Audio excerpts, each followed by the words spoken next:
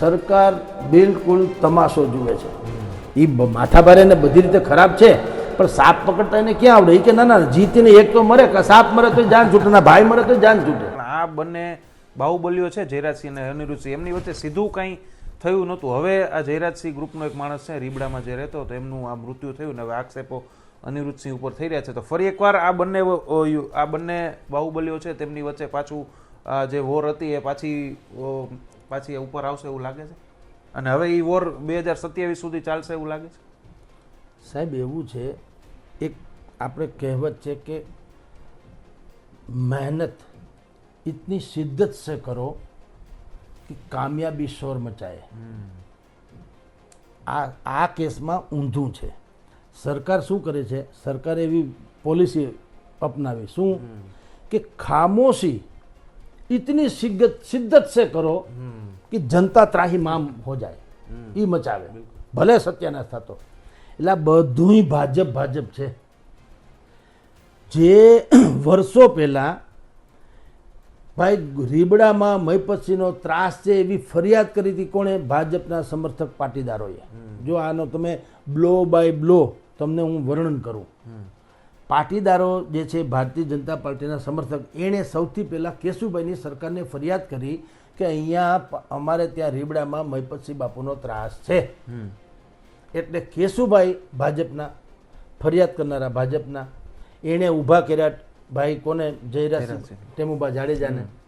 એ પણ ઊભા કોને કર્યા? કેશુભાઈ એટલે ભાજપના ઊભા કર્યા. એટલે જયરાજસિંહે હમણાં જાહેરમાં કીધું કે કેશુભાઈને જ્યારે મને બોલાવ્યો ને મને કીધું ભાજપમાં ભેળવવાનું, એણે કીધું તમે શું કર્યું? તો જયરાજસિંહ પોતે કહે છે મેં કીધું અટાઉદી ન કરવાનું બધું કર્યું, પણ હવે પછી તમારે નહીં થવા દેવું એની જવાબદારી મારી, કે નહીં થવા પદઉં.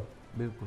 એમ કરીને પાટીદારોને મહીપતસિંહના તથાકથિત દબદબો જે હતો એમાંથી છોડાવવા માટે થઈને જયરાજસિંહને ઊભા કર્યા. કોણે ઊભા કર્યા? ફરિયાદી પાટીદાર સમર્થક, પાટીદાર મુખ્યમંત્રી, ભારતીય જનતા પાર્ટી, એણે ઊભા કર્યા ટૂંકમાં. એટલે આમાં ઝેરનું મારણ ઝેર તમે જ ઊભું કર્યું છે. હવે સ્થિતિ પલટાણી તો કે ભાઈ જયરાજસિંહનો દબદબો છે, હવે એમાંથી બચાવો. તો જયરાજસિંહ ભાજપના છે, બચાવવાની વાત કરી રહ્યા છે, એ ભાજપવાળા છે. એ કોને કહી રહ્યા છે? સરકારને. સરકાર ભાજપની છે. કામ કોણ નથી કરતું? સરકાર નથી કરતી, સરકાર ભાજપની છે. એટલે તમારા ઘરનો ઘોરો છે, ગામને શું કામ બદનામ કરો? આખું ગોંડલ કિલોલ કરે છે. જે હળી હંચો કર્યા તો મરવાના ક્યાંય પણ. સાહેબ, અન્દર ખાને શું લાગી રહ્યું છે? સરકાર ને પ્રદેશ ભાજપ છે, ટૂંકમાં ભાજપ છે, એ અત્યારે જયરાજસિંહની સાથે છે કે હવે નથી એમની સાથે? ભલે આમ ખુલ્લે આમ તો હોય જ, સાથે જો એમના ચાલુ ધારાસભ્ય છે. અરે સરકાર જેવી બેવકૂફ કોઈ બુદ્ધિ, એ તો બહુ તૈયાર અલી છે. એના જે એ વાંદરા વેડા છે, એના બે બિલાડીને બધવીને માલ ખાય વાંદરો. બહુ બુદ્ધિ, એને થોડી ખબર નથી. એટલે કોંગ્રેસથી માંડીને અપક્ષના લોકો ખાલી લોકશાહી ઢબે કોઈ પણ પ્રકારનું પ્રદર્શન, કે ધરણા પ્રદર્શન ઇત્યાદિ, રેલી રેલા કાંઈ કાઢવા માંગે, તમે એને ઘરમાંથી ઉઠાવી લ્યો, નીકળવા દેતા નથી. અને કયો હું કાયદો વ્યવસ્થા કથળે એમ છે. તો સુરતથી અહીંયા ગોંડલ સુધી અલ્પેશ કથિરિયા જીગી સાહેબ ને તમને તૈયાર ન લાગ્યું કે કાયદો વ્યવસ્થા કથળે? તમને ખબર હતી કથળે એમ જ છે.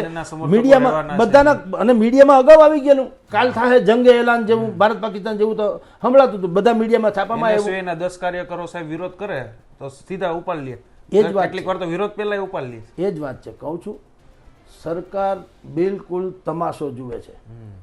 આપણે ગામમાં સાપ નીકળે ને તો ગામમાં એક એના જેવો બીજો એક કથુરો માણસ હોય, આવ લોટકો હોય ને પછી બધી રીતે હોય. તો લોકો શું કે ફલાણાભાઈને બોલાવો, સાપ નીકળ્યો એમ. તો કોક એમ કે ભાઈ ઢીકણાભાઈને બોલાવો કે ફલાણાભાઈ, એને સાપને શું લેવા દેવા? એ માથાભારે ને બધી રીતે ખરાબ છે, પણ સાપ પકડતા એને ક્યાં આવડે? એ કે ના ના, જીતીને એક તો મરે, કે સાપ મરે તો જાન છૂટે, ના ભાઈ મરે તો જાન છૂટે. આ એવું છે ભારતીય જનતા પાર્ટીનું. તમે બે છે લોટકા, બે બાજુ ખાના, રીબડામાં છે ને ગોંડલમાં છે, ભલે ને કૂચે મરતા.